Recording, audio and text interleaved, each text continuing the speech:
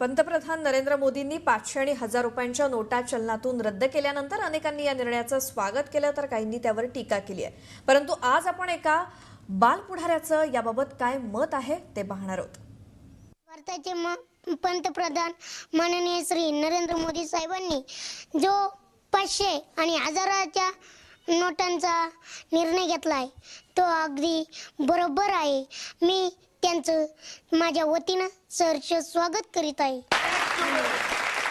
2000च्या नोटवर सरकारने निर्णय घेतला पाहिजे आणि माझी सरकारला एक विनंती आहे, 2000च्या नोटा कमी येऊ द्या, पण जास्तीत जास्त चलनात 500, 100, 50 जास्तीत जास्त येऊ द्या चलनात।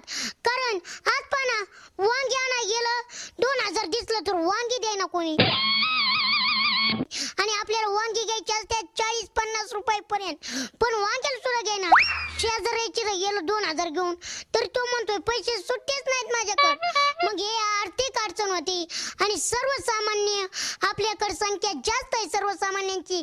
आज तुम्हाला सांगतो सर की माझंच ताजं उदाहरण देतो। परवा माझी दाढ दुखत असल्यामुळे मी दवाखान्यात गेलतो आणि डॉक्टरने मला चेक केलं, तपासलं, पण काय झालं की त्यांचं बिल झालं 70 रुपये आणि माझ्याकडे नोट होती 500 रुपये।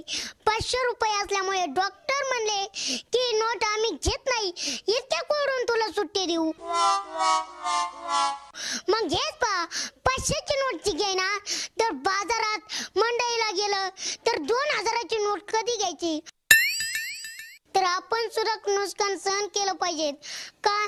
तर आता 2000ची नोट येईल, पण आता मी मोदी साहेबांना सांगतो ही जी पैसे ते लवकर 2000ची नोट जर आपण बाजारात गेलो तर मोडू शकत नाही। मग आपण 100च्या नोटा लवकर छापा, आता नोट आहेत, पण आता जर तुम्ही सांगा मशीन एका दिवसात किती नोटा छापेल?